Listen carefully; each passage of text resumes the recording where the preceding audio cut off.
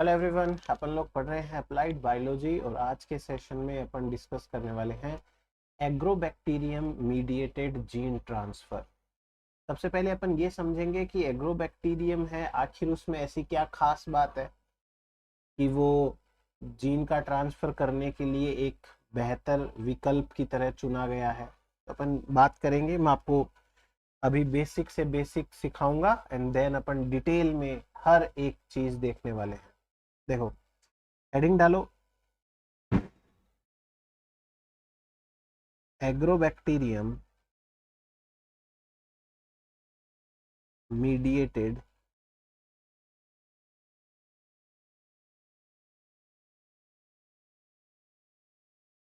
Gene transfer. Agrobacterium mediated gene transfer कैसे होता है, क्या होता है?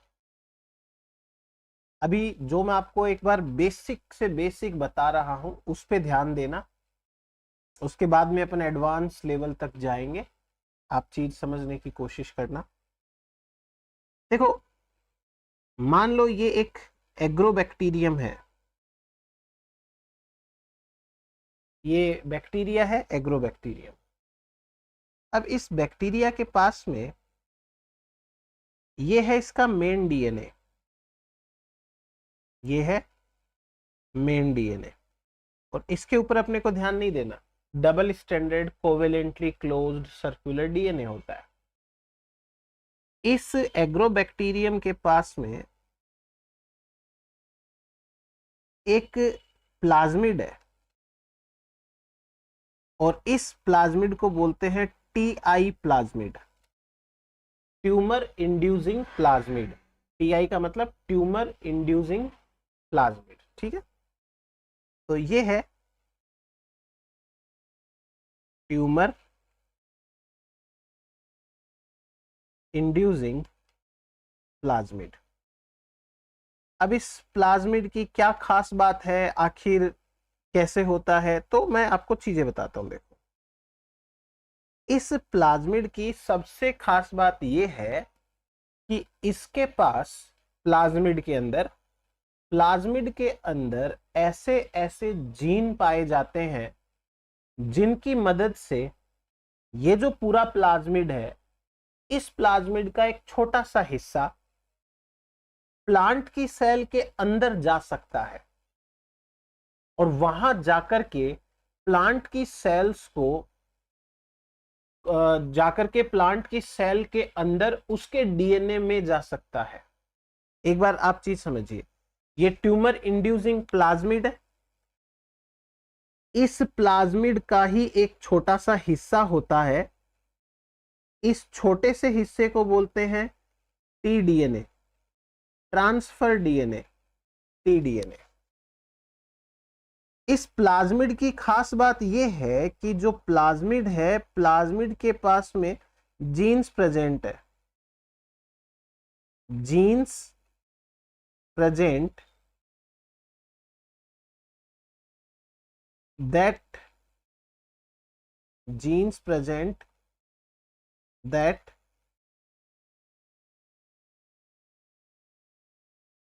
can send single stranded tDNA segment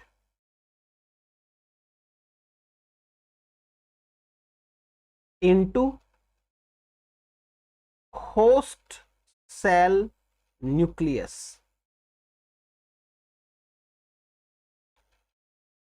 ये जीन ऐसे हैं जो कि टीडीएनए, देखो जो प्लाज्मिड होगा ना, वो प्लाज्मिड मैं फिर बोल रहा हूं, covalently closed circular double standard DNA होता है ऐसे, और इसका जो छोटा सा हिस्सा है ये होता है T-DNA.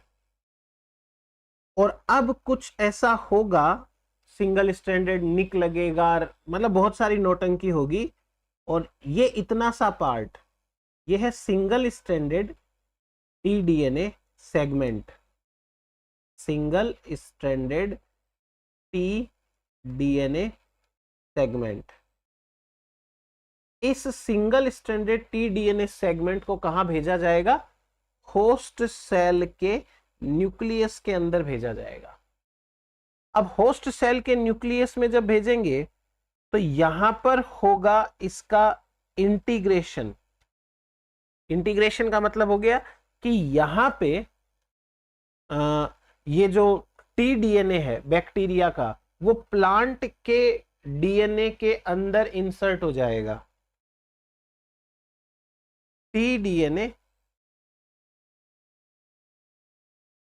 Gets inserted into plant cell DNA. Plant cell का जो डीएनए है उसके अंदर ये इंसर्ट हो जाएगा।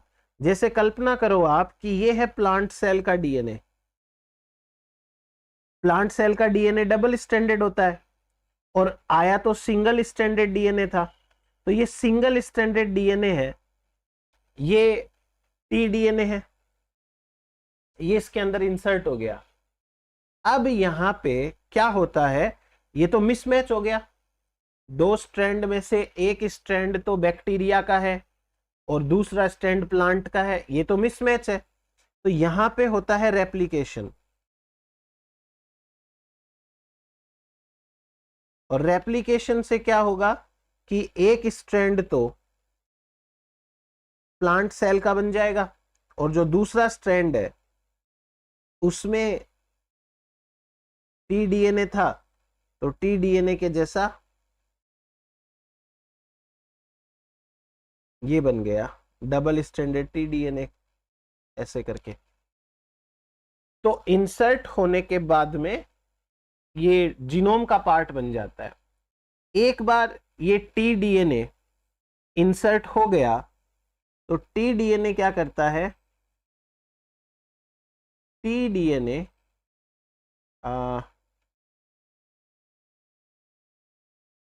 cause host cells to divide। ये डिवाइड करने के लिए होस्ट सेल को मजबूर करता है। प्लांट सेल कैसे डिवाइड करेगी? जब खाना पीना हो प्लांट सेल के पास, ऑक्सिन हार्मोन हो, साइटोकाइनिन हार्मोन हो, सेल डिवाइड करेगी।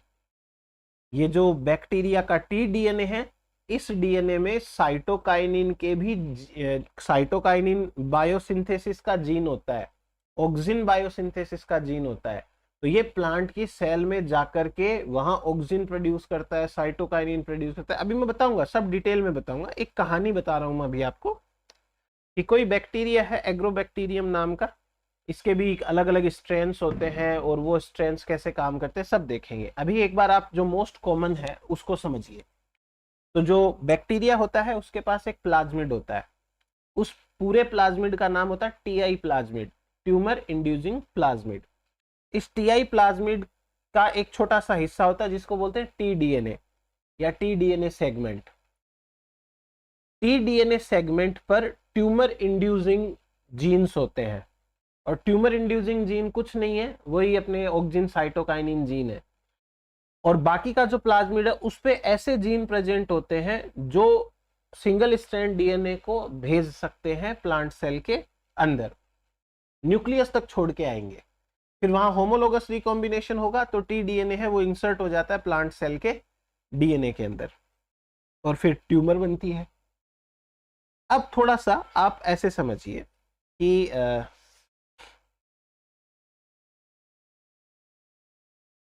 इस टीआई प्लाज्मिड को कैसे काम ले। जेनेटिक इंजीनियरिंग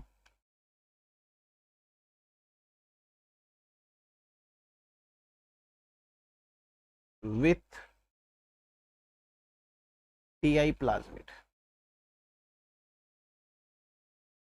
टीआई प्लाज्मिड के साथ जेनेटिक इंजीनियरिंग कैसे करें, तो बात करते हैं, देखते हैं क्या होता है।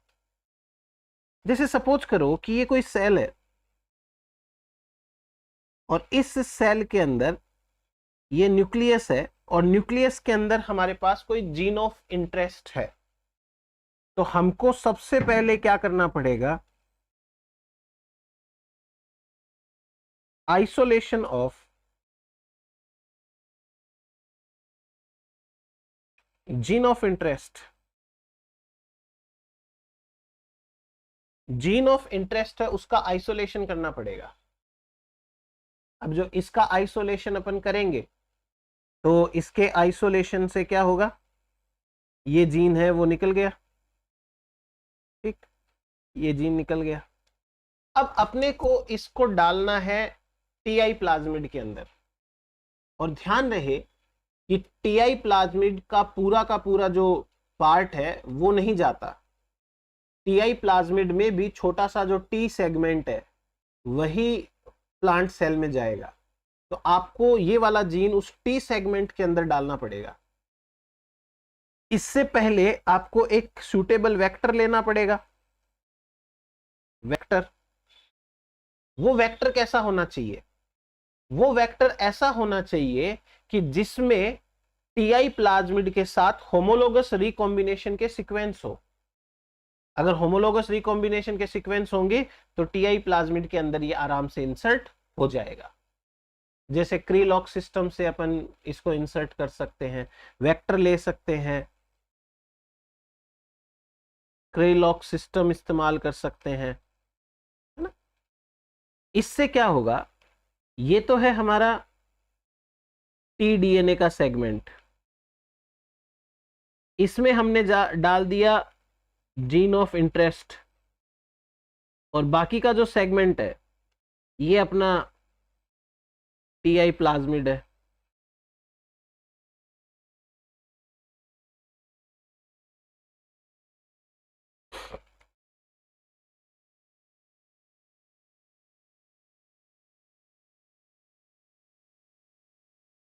ठीक है, तो ये ट्रांस रिकॉम्बिनेंट टीआई प्लाज्मिड है।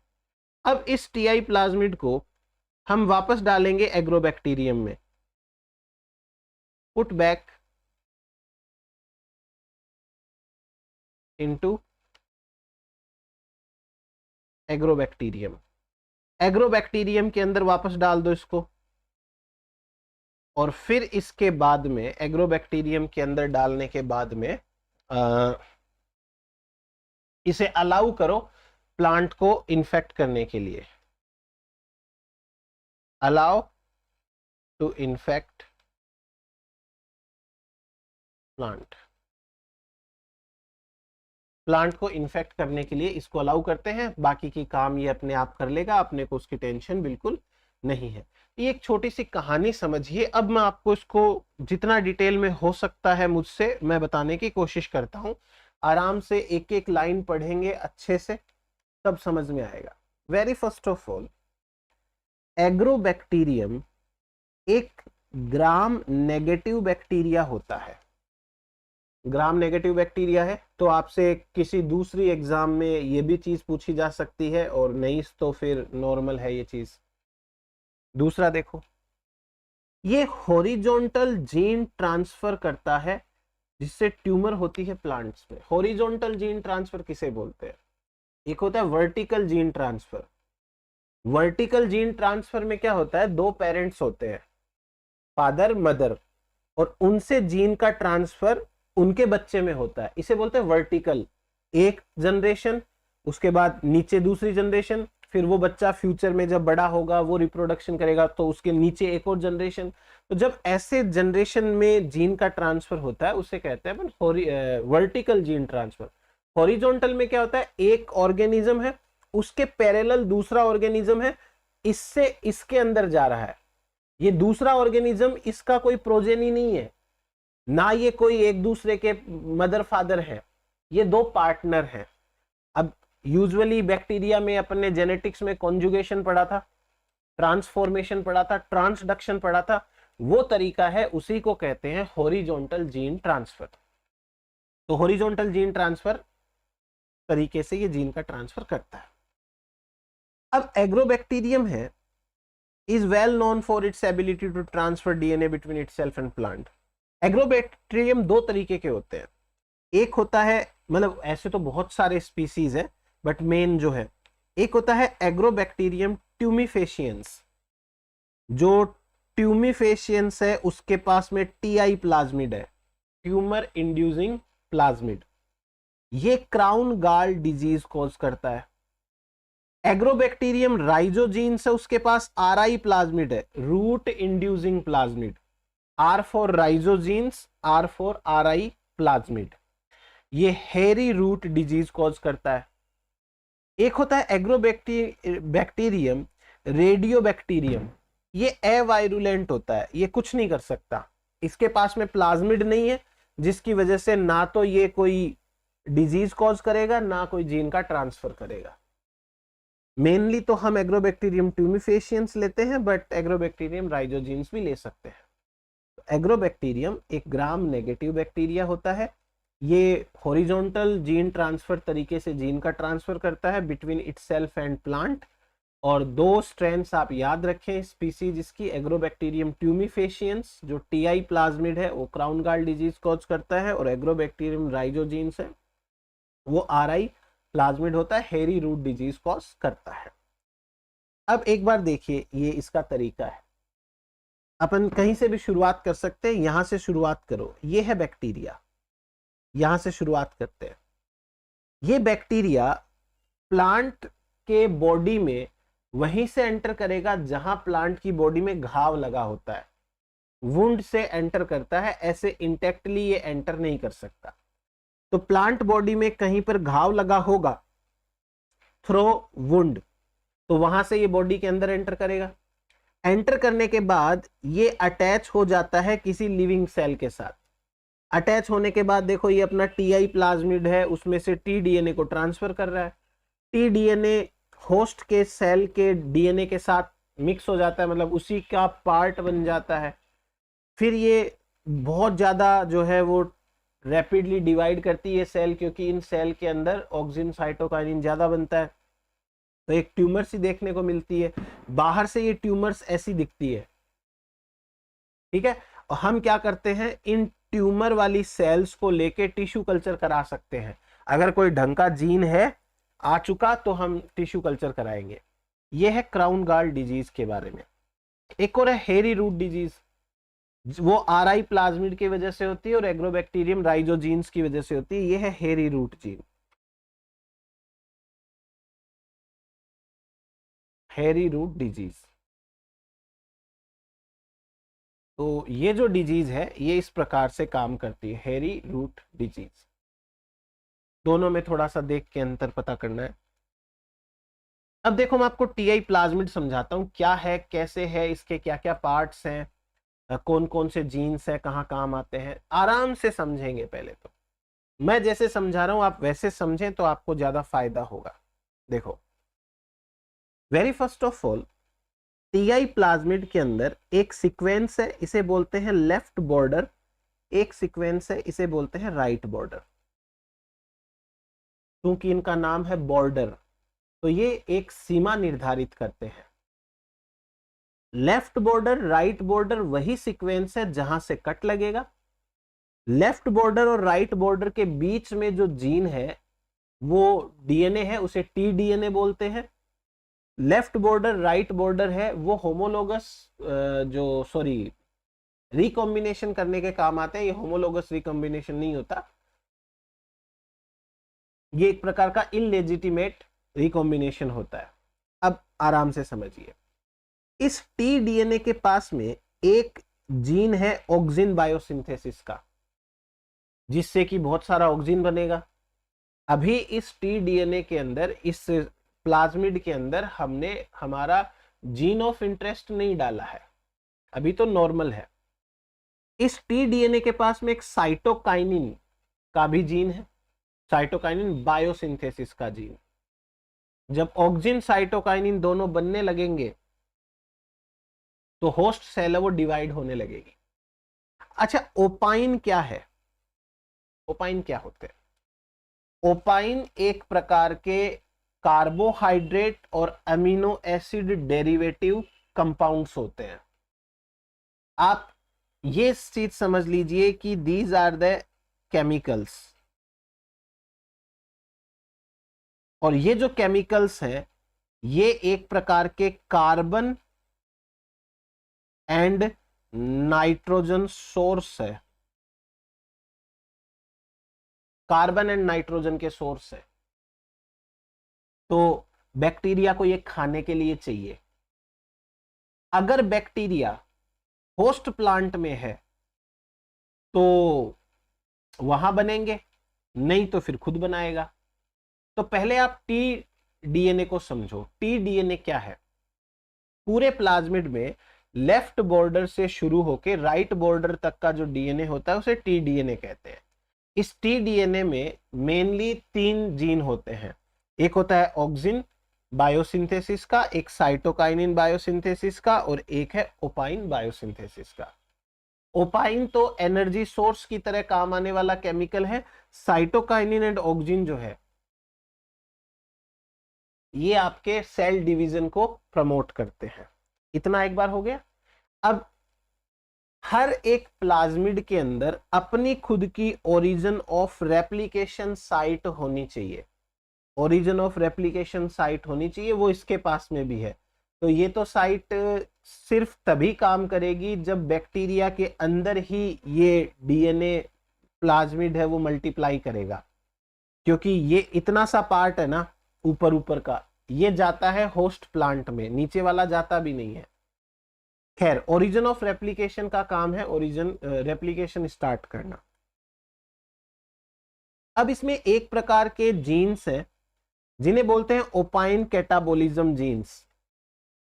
जो ओपाइन केमिकल बनते हैं carbohydrate and amino acid derivatives, उनका कैटाबोलिज्म करने के लिए, जैसे ग्लूकोज के कैटाबोलिज्म में क्या क्या चाहिए?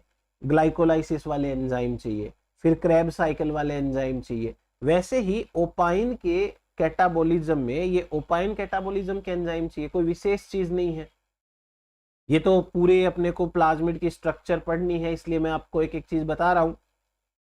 बाकी ऐसा जरूरी नहीं है कि ये जो जीन है वो ट्रांसफर में हेल्प कर रहे हैं। ये बैक्टीरिया को सरवाइव कराने में मदद करते हैं। अब आता है one of the very very most important part of TI plasmid, virulence region. इसमें कई जीन होते हैं, 8 से लेके 11 तक जीन होते हैं, जिन्हें बोलते हैं विर जीन्स। विर ए, विर बी, विर सी, डी, ई, एफ, जी। तो ये विर जीन्स होते हैं। यही वो जीन्स हैं जो एनी हाउ प्लांट इसको यहां कट लगाएंगे और फिर कट लगा के एक सिंगल स्ट्रैंड डीएनए है वो फ्री होगा, फिर सिंगल स्ट्रैंड डीएनए है वो होस्ट सेल में जाएगा, होस्ट सेल से वो न्यूक्लियस के अंदर जाएगा। आप एक बार अपने दिमाग को समझा लो कि हमें करना क्या है तो हम आराम से समझ जाएंगे। ये है मान लो होस्ट सेल, और ये होस्ट सेल का न्यूक्लियस है जिसमें होस्ट सेल का डीएनए है। बैक्टीरिया को क्या करना है? बैक्टीरिया को इस होस्ट सेल से अटैच होना है। बैक्टीरिया और होस्ट सेल दोनों के बीच में एक वो होना है, क्या बोलते हैं, ट्रांसपोर्टर बनना है। और फिर जो टीआई डीएनए है, टीआई प्लाज्मिड है, उसका केवल एक छोटा सा टुकड़ा ये यहां तक पहुंचना है, सिंगल स्टैंडर्ड फॉर्म में पहुंचना चाहिए।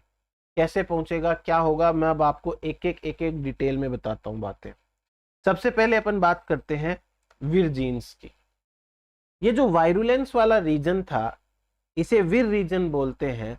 ये 40 केबी के आसपास का होता है और इसमें 8 से 11 टाइप के जीन्स होते हैं।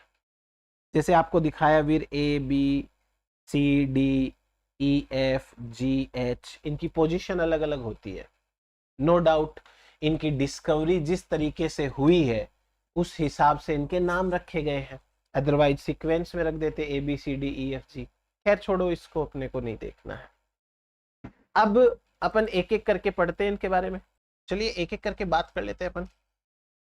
जैसे सबसे पहले, क्योंकि सबसे पहले काम भी यही करते हैं विर ए एंड विर जी, तो उनके हिसाब से बात करते हैं। Vir A and G are two component system within Agrobacterium. Two component system याद है? एक तो होता है सेंसरी हिस्टिडीन काइनेज, एक होता है रेस्पॉन्स रेगुलेटर। तो जो ए है वो तो है सेंसरी हिस्टिडीन काइनेज रिसेप्टर, ए जो है आगे लिखा हुआ भी है, ए तो है रिसेप्टर, और जो जी है वो है response regulator protein. Two component system यही होता है। मैं चलो लिख भी देता हूं, ये तो होता है रिसेप्टर,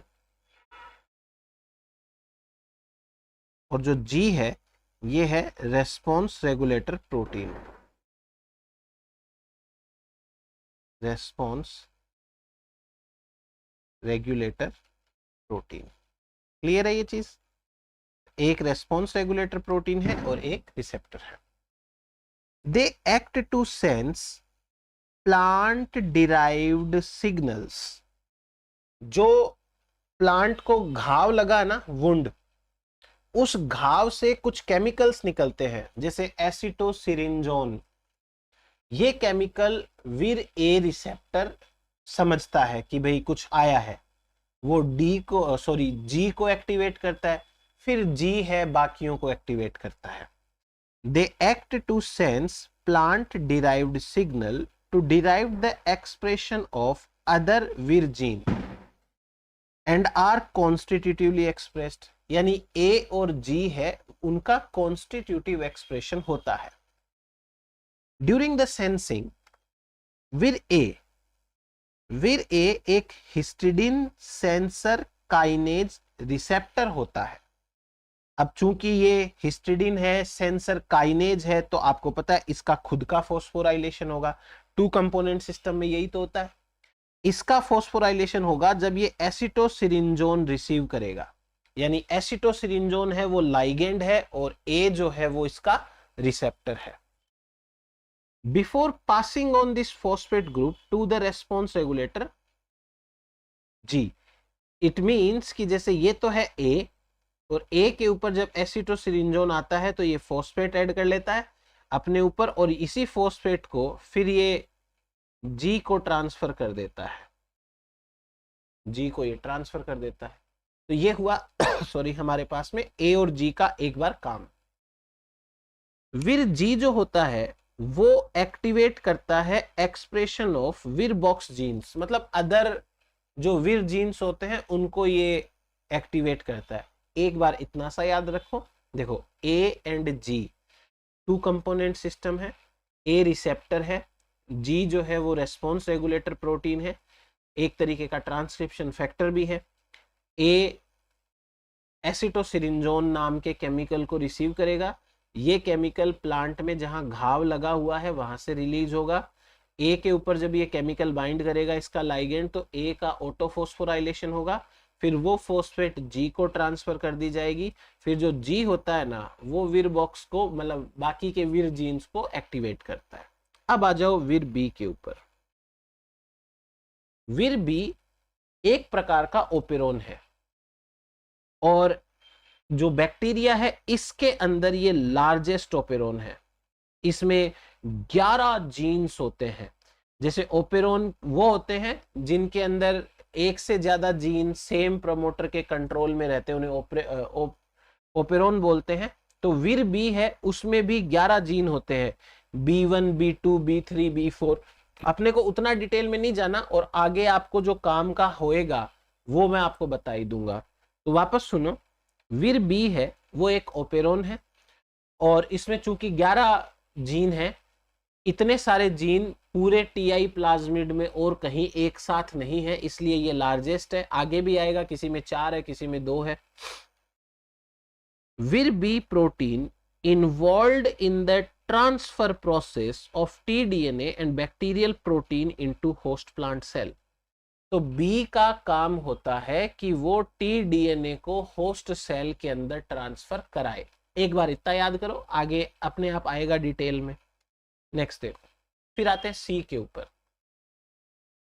विर सी भी ओपेरोन है, और केवल 2 जीन है, C1 और C2।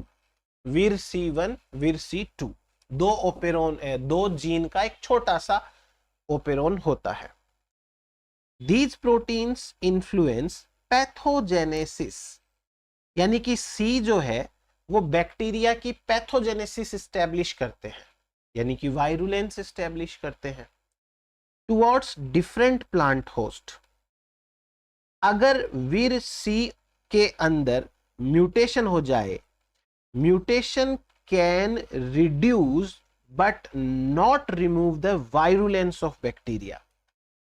यदि इसका मतलब है कि यदि सी वाले पोर्शन में, सी जीन के अंदर म्यूटेशन हो जाए तो बैक्टीरिया थोड़ा स्लो काम करेगा।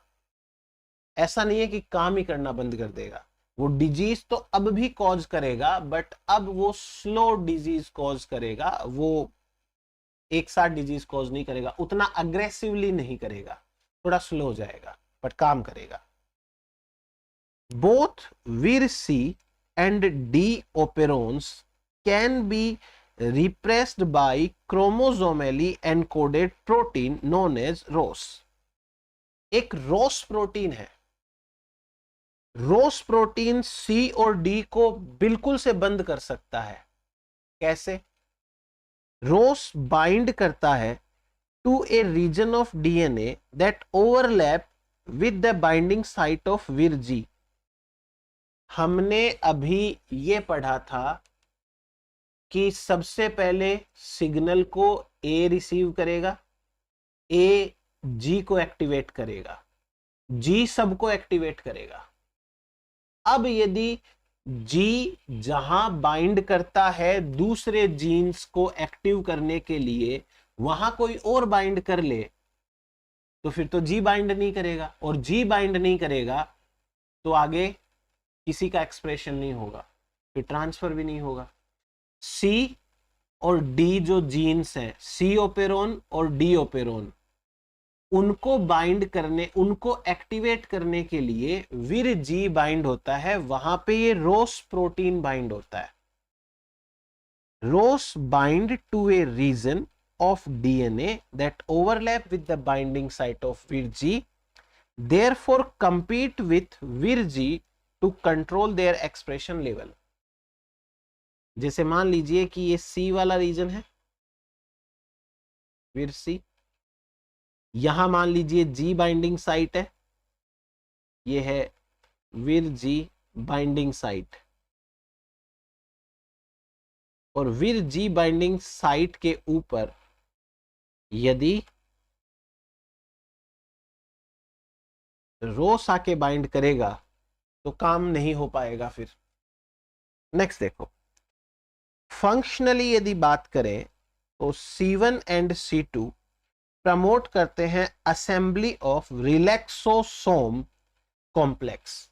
एक रिलैक्सोसोम कॉम्प्लेक्स बनता है, ये कॉम्प्लेक्स एटीपी डिपेंडेंट मैनर में बनता है, और ये कॉम्प्लेक्स है वो टीडीएनए के ट्रांसफर करने में मदद करता है। अभी डायग्राम्स वगैरह काफी सारे आएंगे, आपको मैं कह रहा हूं बहुत अच्छे से समझ में आ जाएगा, टेंशन मत लो। ये देखो इंफॉर्मेशन है, एग्जाम के अंदर ऐसी की ऐसी पूछी भी जाती है, और ये इंफॉर्मेशन पता होगी तभी आपको ये पता चलेगा कि आखिर वो एग्रोबैक्टीरियम काम कैसे करता है। हद से ज्यादा सिंपल है ये। नेक्स्ट देखो, विर डी की कहानी समझते हैं। विर डी ओपेरोन 4 प्रोटीन बनाता है, D1, D2, D3, D4। D1 से D4 मतलब 4 प्रोटीन बनाता है। D1 and D2 are involved in processing of tDNA during conjugation to produce T strand। यानी D1 and D2 है, ये कट करते हैं डीएनए को, वो मैंने बता ही दिया, लेफ्ट बॉर्डर और राइट बॉर्डर से होगा। D1 and D2 are involved in the processing of tDNA। This is the single strand DNA molecule that is transported to the host plant cell।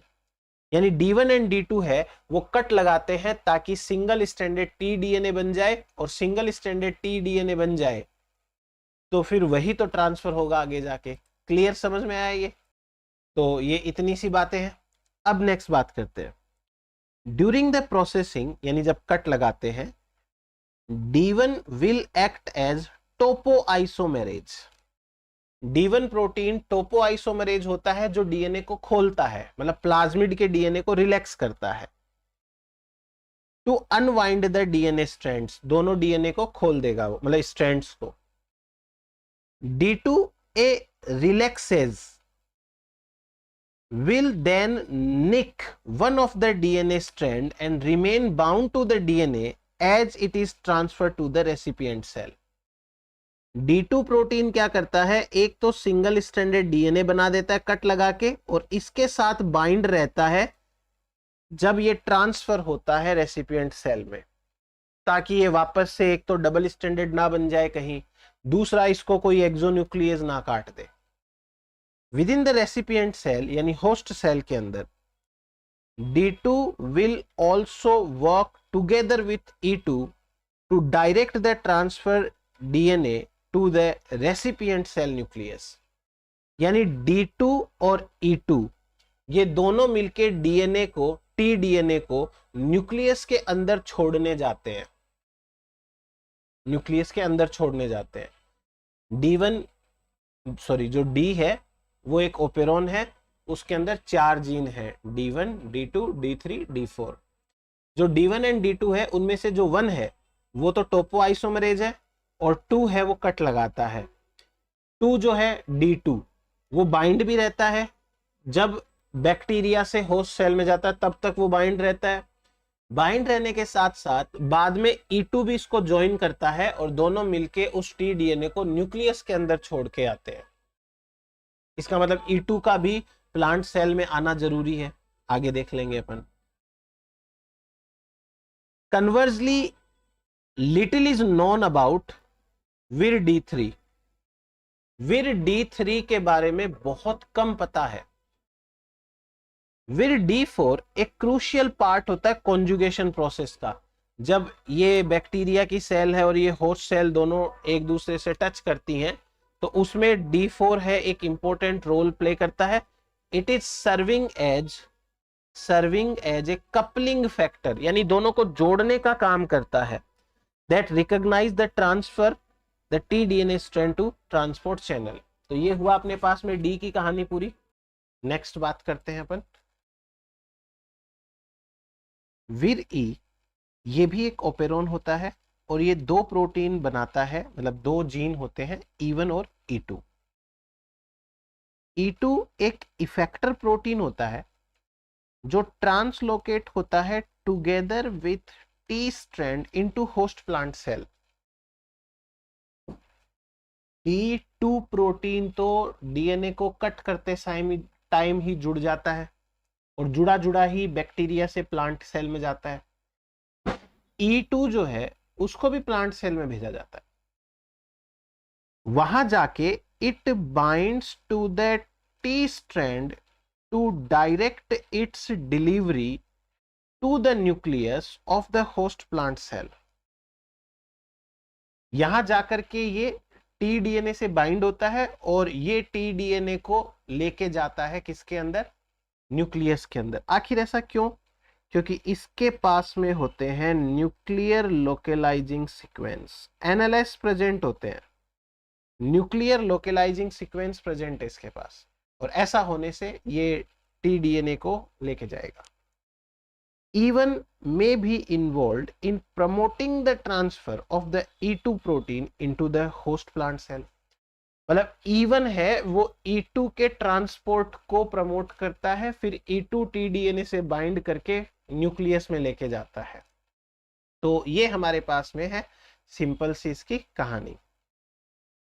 It binds to the single strand DNA domain of E2, therefore preventing the E2 protein from prematurely bind to the tDNA strand within the bacterial cell। E1 क्या करता है, जैसे देखो ये tDNA है, मान लो E2 यहां bind होगा बाद में, तो पहले यहां पे E1 बाइंड हो जाता है सो दैट यहां E2 बाइंड ना हो सके। बैक्टीरिया की सेल के अंदर जब तक है तब तक E2 बाइंड नहीं होना चाहिए, यहाँ पे ये जगह तो E2 की है बट बाइंड नहीं होना चाहिए, तब तक E1 बाइंड रहता है और E2 उधर चला जाता है तो फिर E1 हट जाता है। देन नेक्स्ट F क्या है, F एक स्पेसिफिसिटी फैक्टर है। F जो है वो फाउंड होता है in some but not all type of TI plasmid. एफ है वो सब कुछ में होता है, सब में नहीं होता। फॉर एग्जाम्पल जैसे ऑक्टोपाइन टाइप टीआई प्लाज्मिड, मैं आपको बताऊंगा ऑक्टोपाइन, नोपालाइन ये क्या होते हैं। ये ओपाइंस होते हैं। कुछ बैक्टीरिया ऐसे होते हैं जिनको ऑक्टोपाइन कैटाबोलिज्म करना आता है, तो उन्हें बोलते हैं ऑक्टोपाइन टाइप। कुछ बैक्टीरिया ऐसे होते हैं जिनको नोपालाइन कंज्यूम करना आता है, वो होते हैं नोपालाइन टाइप। ओपाइन के दो टाइप है ये, और ओपाइन का कैटाबोलिक जीन है वो टीआई प्लाज्मिड में है। तो टीआई प्लाज्मिड ऑक्टोपाइन प्रकार का भी हो सकता है या नोपालाइन प्रकार का, कोई दिक्कत नहीं है। ये वही मॉडिफाइड कार्बन और कार्बोहाइड्रेट और अमीनो एसिड के सीक्वेंस वो कंपाउंड्स होते हैं। The ability of Agrobacterium tumefaciens to induce crown gall tumor in certain plant species but not others, कुछ के अंदर ये कॉज कर सकते हैं डिजीज, सब में नहीं कर सकते। ये एफ की वजह से होता है, एफ है कि नहीं है ऐसे करके। फिर आता है एच ओपेरोन। एच ओपेरोन के अंदर दो प्रोटीन्स होते हैं, एक होता है H1, एक होता है H2। जो H1 है और H2 है ये कैसे क्या काम करते हैं देखो।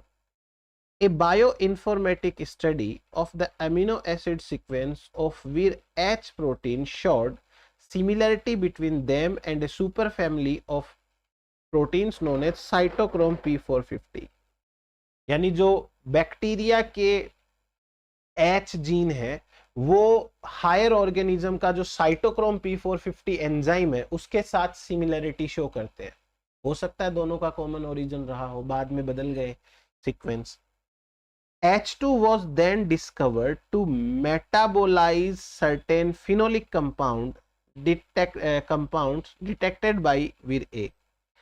Vir A रिसेप्टर जिन कंपाउंड से जुड़ता है उनको H2 मेटाबोलाइज कर लेता है, खा जाता है H2।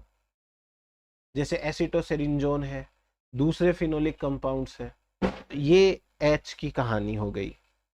अब ऐसे ही एक टेबल है और टेबल में स्पेसिफिक है। कई बार देखो ये टेबल है वो बनाई गई है, एग्जाम के अंदर जो सवाल आ रखे हैं उन्होंने क्या पूछ रखा है स्पेसिफिकली, ज्यादा कोई चेंज नहीं है। जैसे देखो वीर ए है, एक रिसेप्टर होता है activated by phenolic compound autophosphorylated and in turn phosphorylate vir G. फिर वीर जी है वो एक ट्रांसक्रिप्शनल फैक्टर होता है, वो एक्सप्रेशन कराता है अदर जीन्स का। फिर D2 प्रोटीन एंडोन्यूक्लिएज होता है, वो कट करता है D1 प्रोटीन टोपोआइसोमरेज। वही बातें हैं सारी की सारी, बट ये पॉइंट्स एग्जाम में आए हुए हैं तो उसके हिसाब से एक टेबल फ्रेम कर दी।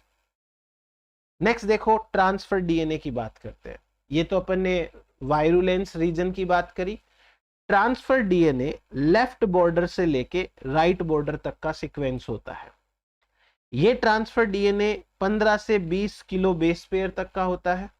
फिर ये पास होता है होस्ट सेल में and become integrated into host plant genome upon its transfer via a process known as recombination.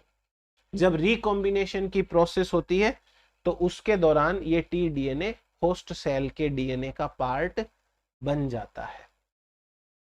Next बात करें, within the host plant cell genome, जब टी डीएनए होस्ट प्लांट का पार्ट बन जाता है तो T DNA of Agrobacterium is expressed, तब इसका एक्सप्रेशन होता है। अब इसके पास में क्या है देखो, इसके पास में ऑक्सिन है, साइटोकाइनिन है, ओपाइन सिंथेसिस के जीन है। ये ओपाइन सिंथेसाइज होकर बाहर जाते हैं तो और ज्यादा एग्रोबैक्टीरियम को अट्रैक्ट करते हैं, और एग्रोबैक्टीरियम है इनको खाके और ज्यादा मल्टीप्लाई करता है, क्योंकि ओपाइंस हैं, they are the source of carbon and nitrogen. अभी आएगा देखो आगे। One group is responsible for the production of plant growth hormones, यानी इसमें देखो ये दो जो है ना auxin and cytokinin, as these hormones are produced there will be an increase in the rate of cell division। जितना ज्यादा ये हार्मोन प्रोड्यूस होगा उतना ज्यादा सेल डिवीजन का रेट बढ़ेगा, and therefore formation of crown gall tumour, और उतनी ज्यादा जो है वो ट्यूमर बनेगी वहां पे। इसके साथ साथ सेकेंड ग्रुप है प्रोटीन्स का, वो रेस्पॉन्सिबल है ओपाइन सिंथेसिस के लिए। ऑक्सिन साइटोकाइनिन को छोड़ करके जो ओपाइन है वो सिंथेसिस के लिए इन द होस्ट प्लांट, क्योंकि अब तो ये टीडीएनए होस्ट प्लांट का पार्ट बन चुका है। स्पेसिफिक ओपाइंस प्रोड्यूस किए जाते हैं और ये depends on the type of TI कि ये ऑक्टोपाइन का है, नोपालाइन का, और बहुत सारे ओपाइंस होते हैं। ओपाइन कोई एक केमिकल का नाम नहीं है, ये एक क्लास ऑफ केमिकल है जिसमें बहुत सारे केमिकल्स होते हैं। अब देखो ओपाइंस के बारे में। Opines are low molecular weight compounds that are found in plant crown gall tumour और हेरी रूट ट्यूमर, दोनों के अंदर होते हैं। Produced by pathogenic bacteria.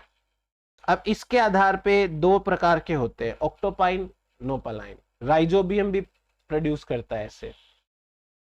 ओपाइंस are unique carbohydrate और एमिनो एसिड डेरिवेटिव्स। बताया था मैंने, कार्बोहाइड्रेट या एमिनो एसिड के डेरिवेटिव्स होते हैं। सिंथेसाइज इन plant crown gall tumour, plant cell में जाएगा तब सिंथेसाइज होते हैं, और ये कार्बन एंड नाइट्रोजन सोर्स का काम करते हैं। वही बातें सारी की सारी जो मैंने आपको बता दी, फिर भी मैं आपको एक बार नोटिस करवा देता हूं, ताकि क्या जब आप पढ़ो तो आपको अच्छे से ये चीजें दिख जाएंगी सामने, तो आपको समझ में भी आएगा। Source for the Agrobacterium bacteria, and they also function as signals inducing conjugational transfer, ये सिग्नल का काम भी करते हैं। लेफ्ट बॉर्डर राइट बॉर्डर क्या है देखो, वही मैंने बताया सारा, ये बाउंड्री है। Left border right border are around 25 base pair sequence, ये 25 बेस पेयर के सीक्वेंस होते हैं। सिस एक्टिंग होते हैं। सिस एक्टिंग का मतलब है कि ये खुद के डीएनए के लिए ही काम करते हैं, ये सीक्वेंस किसी और के काम नहीं आएगा। अब जैसे ऑक्सिन है, ऑक्सिन बनता तो बैक्टीरिया के द्वारा है, क्योंकि बैक्टीरिया के पास में ऑक्सिन का जीन है, लेकिन वो ऑक्सिन प्लांट सेल के काम आता है, उसका डिवीजन करवा रहा है, तो वो ट्रांस एक्टिंग जीन है। लेकिन जो बॉर्डर होते हैं वो तो खुद के ही काम आ सकते हैं, अपने घर की दीवार अपने काम आएगी, किसी सामने वाले के थोड़ी काम आएगी। तो ये सिस एक्टिंग होते हैं। डिफाइन करते हैं बाउंड्री को, और बस these borders are recognized and cleaved by vir D1 D2। मैंने बताया था ना कि D2 जो एंडोन्यूक्लिएज है वो बॉर्डर्स को कट लगाता है। राइट बॉर्डर का क्या काम है? राइट बॉर्डर एक्ट करता है as the starting point of DNA transfer, यानी डीएनए ट्रांसफर जब होता है तो सबसे पहले राइट बॉर्डर है वो जाता है, and is more conserved than the left border. Right border का जो सीक्वेंस है वो ज्यादातर मामलों में सेम रहता है। लेफ्ट बॉर्डर है वो एंड पॉइंट होता है ट्रांसफर का, लेफ्ट बॉर्डर तक का सीक्वेंस जाता है। अब ये बॉर्डर के सीक्वेंस दे रखे हैं, आपको याद करने की जरूरत नहीं है, नहीं पूछा जाता, सीक्वेंस थोड़ी ना पूछेंगे इतने बड़े बड़े, बस एक बार आपका इंटरेस्ट बना रहे उसके लिए मैंने आपको बता दिया। नेक्स्ट देखो, इस टीआई प्लाज्मिड के अंदर बाकी बात कर लेते हैं अपन। राइट बॉर्डर लेफ्ट बॉर्डर हो गया, ऑक्सिन साइटोकाइनिन ओपाइन हो गया, ओपाइन कैटाबोलिज्म का जीन हो जाएगा, और ओरिजिन ऑफ रेप्लिकेशन का काम रेप्लिकेशन करवाना है, वायरुलेंस वाला मैंने बता ही दिया। अब ओपाइन यूटिलाइजेशन के जीन की बात करते हैं, विशेष कुछ भी बात नहीं करनी। बैक्टीरिया के पास में ऐसे जीन होते हैं in the other region of TI plasmid that allow the catabolism of opine, जो कार्बोहाइड्रेट और एमिनो एसिड के डेरिवेटिव्स हैं उनको यूज करने के जीन होते हैं। Complexity of the mechanism range from 3 operons, 3 operons होते हैं यहाँ पे, noc, nox, ACC, for nopaline and agrocinopine in nopaline type plasmid. to more than 40 genes for octopine, agropine, menopine, octopine type plasmid। यानी कि जो RI plasmid होते, sorry, जो नोपालाइन type के प्लाज्मिड होते हैं ना, उनके लिए 3 ओपेरॉन काम करते हैं, और जो ऑक्टापाइन वगैरह के होते हैं उनके लिए 40 के आसपास जीन्स हैं, वो काम करते हैं। आपको इतना याद करने की जरूरत नहीं, बस इतना सा रखो कि टीआई प्लाज्मिड के अंदर ही ऑक्टोपाइन, नोपालाइन या ओपाइन के कैटाबोलिज्म के जीन होते हैं, दैट्स इट। ऐसे एंजाइम बनाएंगे जिससे कि ये ओपाइन वगैरह यूज हो सके। सो ये ऑक्टोपाइन यूटिलाइजेशन कैटाबोलिज्म के जीन का ध्यान रखो, और कुछ नहीं है। अब देखो एक मैकेनिज्म समझते हैं सिंपल। जैसे एक प्लांट है, इस प्लांट को कोई घाव लग गया, तो घाव लगने से बैक्टीरिया को पता चलेगा, मतलब कुछ केमिकल रिलीज होंगे, तो बैक्टीरिया को पता चलेगा कि अब एंट्री हो सकती है। फिर ये बैक्टीरिया एंटर करेगा और फिर क्राउन गाल ट्यूमर हो जाएगी। स्टार्टिंग में भी बताया मैंने इसके बारे में। दूसरा, ये एक प्रॉपर प्रोसेस दे रखी है, मुझे यही डायग्राम सबसे अच्छा लगा इसलिए मैंने ये लिया। देखो, सबसे पहले जो वुंडेड प्लांट सेल होती है वो केमिकल रिलीज करती है। इसमें फिनोलिक कंपाउंड्स होते हैं, सुगर्स होते हैं, एसिटोसेरिनजोन वगैरह वो होते हैं। इनको विर ए एंड विर जी जीन है, वो मिलके सेंस करते हैं। वैसे ए रिसेप्टर है और जी जो है वो उसका रेस्पॉन्स रेगुलेटर प्रोटीन है, मतलब दोनों ये एक साथ ही काम करेंगे, मतलब एक ही पार्टी में है ये दोनों, तो ये दोनों ने मिलके काम किया। जी ने क्या किया, विर रीजन को एक्टिवेट किया, ये D1, D2, E1, E2 सबको कराएगा एक्टिवेट कि चलो बनो अब। इससे क्या होगा, वायरुलेंस प्रोटीन्स बन जाएंगे। ठीक है, मेनली यहाँ पे D1, D2, E2 और B के बारे में बताया है। अब देखो जो B है, उन्होंने तो क्या किया, एक ट्रांसपोर्टर बना लिया जाकर के। B ने तो जाके ट्रांसपोर्टर बना लिया। D1 और D2 ने क्या किया, लेफ्ट बॉर्डर और राइट बॉर्डर पे कट लगा दिया, मतलब इधर ये अपना काम कर रहे हैं और उधर वो अपना काम कर रहे हैं। फिर ये जो सिंगल स्ट्रैंडेड टीडीएनए है और विर E2 है, वो अपने अपने हिसाब से उधर चले गए। D2 इसके साथ में बाइंड है, ये D2 है, और E2 जो है वो होस्ट सेल के अंदर आने के बाद में बाइंड होता है। अब चूंकि न्यूक्लियस के अंदर ले जाने वाले सिग्नल E2 के पास में है, इसलिए E2 का जुड़ना जरूरी है। E2 क्या करता है, इसे अंदर लेके चला जाता है। अंदर ले जाने के बाद में यहाँ पे रिकॉम्बिनेशन होता है, रिकॉम्बिनेशन से वो उसका पार्ट बन जाता है, फिर ट्रांसक्रिप्शन होता रहेगा, ट्रांसलेशन होता रहेगा, ऑक्जिन, साइटोकाइनिन, ओपाइंस वगैरह सब बनते रहेंगे। ऑक्जिन साइटोकाइनिन से सेल डिवीजन होगा, ओपाइन है उससे बैक्टीरिया की खुद की ग्रोथ होगी। इसी से मिलता जुलता अब ये देखो मैंने ना स्टेप बाय स्टेप इसके बारे में सारा लिख दिया, आप एक बार खुद से पढ़ लीजिएगा, मेरी गारंटी है कोई दिक्कत नहीं आएगी। आप पढ़ोगे ना तो भी सारी चीजें सेम सेम लिखी है। ये डायग्राम देखते रहना, मैंने नंबरिंग वगैरह सब कर दी है, आप आराम से इसको पढ़िएगा, सब समझ में आ जाएगा। एक और डायग्राम है, थोड़ा सा मतलब ज्यादा इंफॉर्मेशन सी लिखी हुई है, और मतलब आपको जिससे भी समझ में आए आप उससे समझ लीजिए, कोई इशू नहीं है।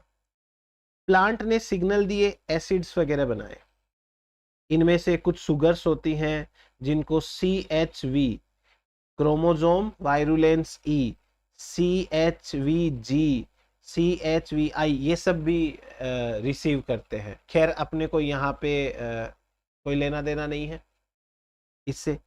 G है, उसने एक्टिवेट, मतलब G एक्टिवेट हो गया। G एक्टिवेट होने के बाद में विर रीजन के पास जाएगा, विर रीजन से उसके प्रोटीन्स बनेंगे। विर D2 है वो कट लगा रहा है, विर F है वो मदद कर रहा है, E2 साइड में बैठा है, और D2 के साथ ये इधर चला गया T कॉम्प्लेक्स, फिर E2 वहां जाके जुड़ गया, F भी आया है स्पेसिफिसिटी के लिए, फिर ये सब न्यूक्लियस में चले गए, साइटोकाइनिन ऑक्सिन बनने लग गए, ट्यूमर। बात वही है, जो भी डायग्राम आपको सही लगे थोड़ा उसके हिसाब से याद करो। ये मेन DNA है, इसको कुछ नहीं करना है, इसको पड़ा रहने दो ऐसा का ऐसा। तो ये होता है ट्रांसफर के बारे में। अब 2 तरीके के वेक्टर्स बनाते हैं यदि हमको TI प्लाज्मिड को यूज करना है। एक को बोलते हैं बाइनरी वेक्टर स्ट्रेटेजी। क्या मतलब है? हमको ये पता है कि टीआई प्लाज्मिड जो पूरा है उसमें से केवल टी जीन वाला हिस्सा वही जाएगा, लेकिन उसको उधर भेजने के लिए विर रीजन है वो पूरा का पूरा चाहिए, क्योंकि विर रीजन वाले ही कुछ ना कुछ काम करते हैं। बाइनरी वेक्टर स्ट्रेटेजी का मतलब होता है कि दो अलग अलग वेक्टर बनाओ, एक प्लाज्मिड ए है, एक प्लाज्मिड बी है। प्लाज्मिड ए के अंदर केवल वायरुलेंस के जीन होंगे और बी के अंदर टीडीएनए होगा। जो चीज एक ही प्लाज्मिड में हुआ करती थी उसको दो प्लाज्मिड में बांट लो, होना वही है। यहां से जीन एक्टिवेट होंगे, यहां आके कट लगाएंगे, यहां आके कट लगाएंगे। भाई कहने का मतलब ये है कि मेरे पास में 500 का एक नोट है, वो मैंने जेब में डाल लिया, इसी जेब में मैंने 100 के 5 नोट डाल लिए, बात तो वही। सेम कहानी यहां पे है। टीआई प्लाज्मिड यदि एक है पूरा तो उसके पास में वही जीन वगैरह है। इससे अच्छा हम एक काम ये कर सकते हैं बाइनरी वेक्टर के अंदर कि एक तो अलग से प्लाज्मिड बनाएं जिसमें केवल टीडीएनए और हमारा जीन ऑफ इंटरेस्ट हो, जो हम दूसरे में पहुंचाना चाहते हैं वो हो, और सेम एग्रोबैक्टीरियम के अंदर दूसरा प्लाज्मिड हो जिसमें विर रीजन हो, बाकी सबको हटाओ। It is based on the observation that the tDNA does not need to be physically attached to the rest of the TI plasmid. इस बाइनरी वेक्टर सिस्टम से यह भी साबित होता है कि टीडीएनए का टीआई प्लाज्मिड से जुड़े रहना जरूरी नहीं है। अगर टीडीएनए किसी दूसरे प्लाज्मिड का हिस्सा है तो भी अपना काम हो जाएगा। द बाइनरी वेक्टर स्ट्रेटेजी में क्या करते हैं, प्लाज्मिड ए और बी बनाते हैं, ये दोनों एक दूसरे के लिए कॉम्प्लीमेंट होते हैं and they are also present together, एक साथ प्रेजेंट होते हैं in the same Agrobacterium tumefaciens. एक प्लाज्मिड से विर वाले प्रोटीन बन जाएंगे और वो दूसरे प्लाज्मिड पे जाके काम कर देंगे अपना, बस बात खत्म। दूसरा देखो एक ये बनाया गया है बाइनरी वेक्टर वाला, तो इसके अंदर रेस्ट्रिक्शन साइट कुछ ले ली, कैनामाइसिन रेजिस्टेंट जीन ले लिया, राइट रिपीट लेफ्ट रिपीट ले लिए, तो बाइनरी वेक्टर है, इसका नाम है PBin19। दूसरा देखो एक और स्ट्रेटेजी है को इंटीग्रेशन स्ट्रेटेजी। को इंटीग्रेशन स्ट्रेटेजी का मतलब है दो प्लाज्मिड जिसमें एक में तो होता है जीन ऑफ इंटरेस्ट, एक अपना टीआई प्लाज्मिड है, दोनों को फ्यूज करा दो। फॉर एग्जांपल ये है small E coli type plasmid, इसमें है जीन टू बी क्लोन्ड। मैंने स्टार्टिंग में बताया था ना कि जीन आइसोलेशन करो, जीन आइसोलेशन करके या तो आप वेक्टर के अंदर डालो इसको, या आप इसको जो है वो क्रेलॉक सिस्टम से पहुंचाओ। तो ये वो है कि वेक्टर में डाला, पहले जो जीन हमें चाहिए था उस जीन को ई कोलाई वाले प्लाज्मिड में डाल दिया और फिर इस प्लाज्मिड को नॉर्मल टीआई प्लाज्मिड से होमोलोगस रिकॉम्बिनेशन कराया, जिससे कि ये छोटा प्लाज्मिड ई कोलाई वाला ये बड़े प्लाज्मिड यानी टीआई प्लाज्मिड का हिस्सा बन गया। इससे हमारा जीन भी आ गया जिसको क्लोन करना था और बाकी टीआई प्लाज्मिड भी है। ये भी स्ट्रेटेजी है, अपनाई जा सकती है, वो डिपेंड करता है क्या चाहते हैं।